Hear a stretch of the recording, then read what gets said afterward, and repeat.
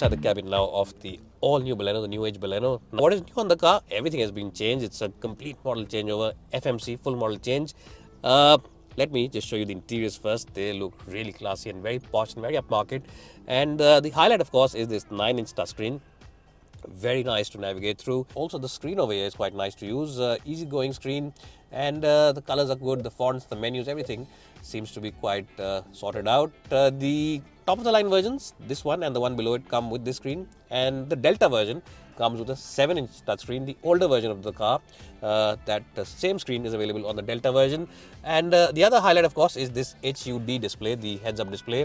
This displays, of course, the speed, the revs, as well as the time and the gear the car is in. And I have to say that sitting inside a car which is, a hatchback and under 10 lakh rupees and getting these kind of features just makes you feel very nice and very positive about yourself. I'll switch the car off now. I switched it on just to show you this display over here. Apart from this, the other big highlight, of course, is the 360-degree camera over here. As you can see, you get a bird's eye view, so you can easily park your car. And we have some other cars around us, and as you can see, the camera is showing that car behind us as well. Glimpse of that car, so it's very accurate, very good to operate, and quite a nice setup, and really something that a lot of buyers will appreciate, especially those of you who live in tight areas, where parking is really very tight. Other than that, in terms of the overall safety, you get 6 airbags on the top of the line version. You also get hill hold assist on this version. ESP also is standard, as well as cruise control. Well, so now I'm in the cabin of the Hyundai i20. Let me quickly tell you why this car has the advantage over the Baleno, because there are a few areas where this car is better. You get a sunroof, which you don't get on the Baleno even now. So if you are someone who just wants a sunroof in his car, then this car has it, that one doesn't.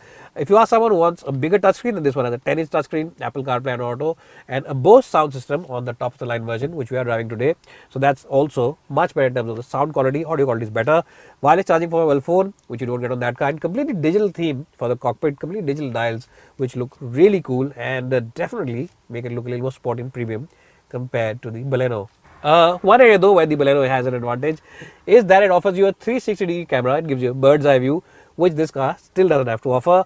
And the seat comfort also between both those cars are almost neck and neck. Very difficult to choose which one is ahead.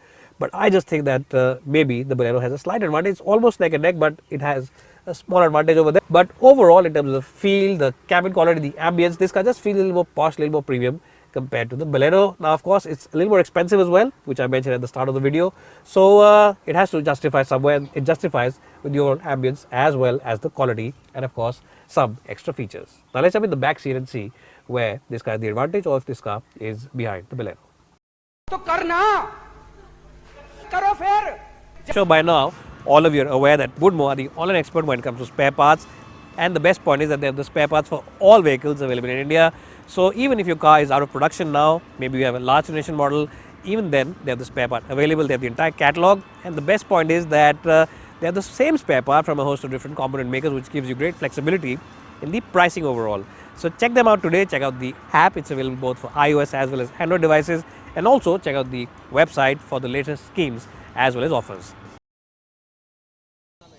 Well, so let's quickly show you the interiors of this car, the back seat, because a lot of you who are buying this car will buy it just for the back seat experience. And I have to say that the Baleno has always been great in terms of space at the back, and this one is just as good. Now, the seat cushioning has been improved, and you can see that the seat now is better in terms of the comfort. The backrest angle is quite good, and the support for your under thighs as well as the lower back is quite good. And what you also will appreciate is the fact that knee room is more than sufficient. The front seats have been raised up slightly, so you get plenty of place to stretch your feet. If you are about 5'10" like me and your shop is also the same height, then you will get plenty of place over here. Maruti's finally launched AC vents at the back, and you also get 2 charging points. You get a USB regular type and a type C over here. So that's something which is for the next gen, because they always have their mobile phone. And of course, you get a pocket over where you can keep your mobile devices. Or of course, if you want to charge it on a long distance journey, you can easily plug it over here. And once you've plugged it, you can always keep it over here in this little tray. Now, talking about the tray, as you can see, there's a bit of a hump in the floor panel. The earlier car had a completely flat floor line. This one has a slight hump. So whoever's sitting here will just have to negotiate a little bit more to get better space for his feet Overall though, still a very good place to be, lots of space, and I think this is the best car in this segment for sheer space in the back. If you just want a car for the backseat experience and you're planning to buy a premium hatchback between all its other rivals, then the Baleno definitely has the clear advantage. So who is the battle of the back seat? Undoubtedly, it has to be the Maruti Suzuki Baleno. Now, this car isn't bad in isolation. It's quite good. As you can see, kneeroom is good, headroom is more than sufficient, and it's a decent car in terms of width. But it's not as spacious as you can see compared to the Baleno. The positive is that you get an armrest over here. It doesn't have cup holders, but still you get an armrest, which you don't get in the Baleno. So if you are someone who only travels with two people, you'll prefer this car because of the armrest. But that said, ultimately, if you are someone who wants to sit in the back seat all day long, the seats, they're not as good as the one on the Baleno. It's decent in terms of isolation, but just not as good in terms of comfort and cushioning as the Baleno, and space also isn't as good as it is on the Nexa Baleno. So who's the battle of the back seat? Let's keep it short. Clearly the winner is the Baleno. Ultimately, if you want a totally comfortable experience in the back and better experience in the back, just go ahead and buy that car.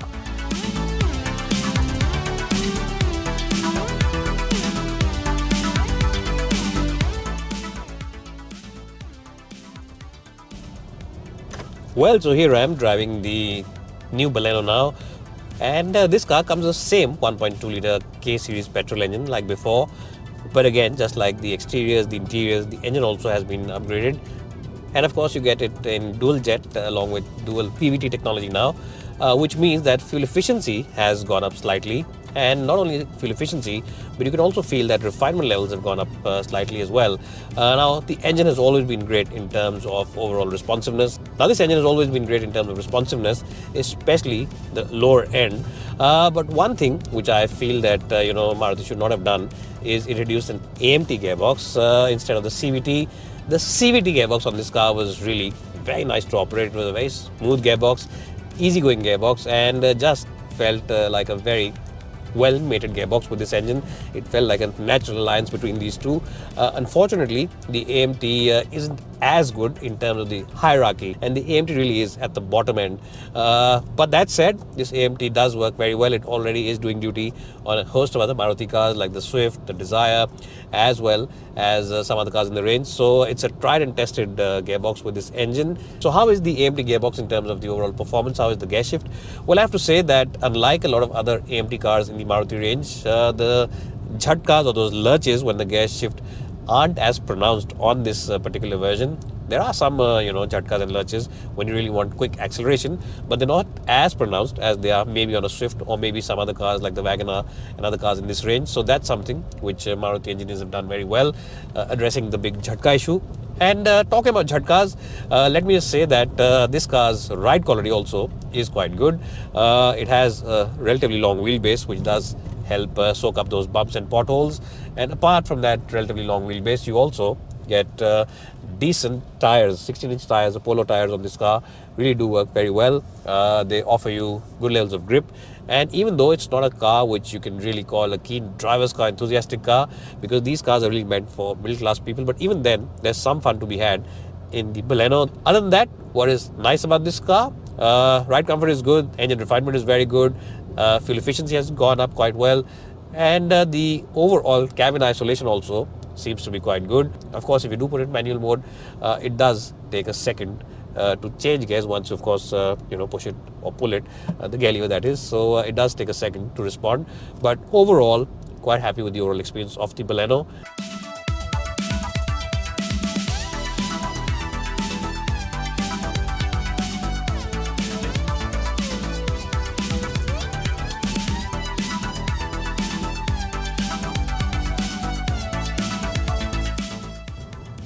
Well, so here I am driving the Hyundai i20 now.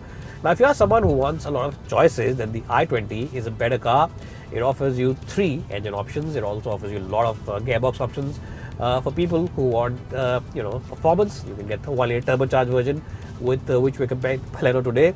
If you want just normal driving, you don't want to really take it out on the highway too much, you can of course compare the 1.2 petrol, naturally aspirated, and of course if you want fuel efficiency, if that's your thing, then the 1.5 diesel is the one to go for. So really there's i20 for everyone and all individuals depending on what your choices are and what you want. Now in terms of the pricing, as I said before, it's a little expensive compared to the Baleno. But of course, because of these engine options, a little more powerful as well. The 1 litre especially is more powerful, 100 bhp compared to the 90 bhp on that car. And with the 1 litre turbocharged version, you get the DCT option, dual clutch automatic 7-speed, as well as an IMT option, which basically means a clutchless manual transmission. So really, it's the best of all worlds. You get all the options, all the choices available on this car. Now, how is it to drive? Well, I have to say, it doesn't matter which engine you choose or which fuel you choose. The i20 has a slight advantage in the overall dynamic abilities. The chassis feels a little tighter. The steering wheel offers you a little more confidence, and it definitely offers you a little more in terms of the communication. And also, when you push it into corners, body roll is always under control.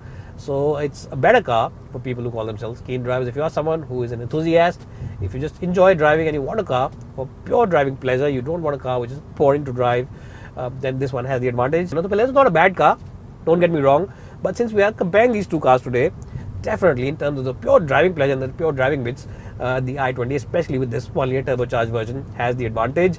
What also is nice about the car is that, as I said, the ride feels a little more pliant.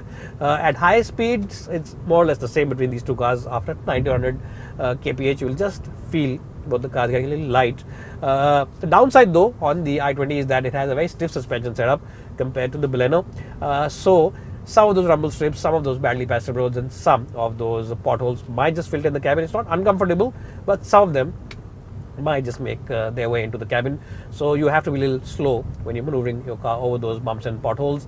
But other than that, it is quite a good package. When you push it into corners, you feel a little more confident because body roll is always under control. What else is there on this car? Well, if you decide to go with the 1 litre turbocharged version, you can choose the 7-speed dual clutch, and it's a fantastic gearbox. Really fast responding, both the upshifts and the downshifts, and definitely the AMT on that car cannot match the DCT version of this car. And really the gear shifts are very quick and very good, and even you can use it manually. You can also choose the IMT, which basically means that you get no clutch and a regular gearbox where you can of course shift gears manually. So it is really the best of both worlds.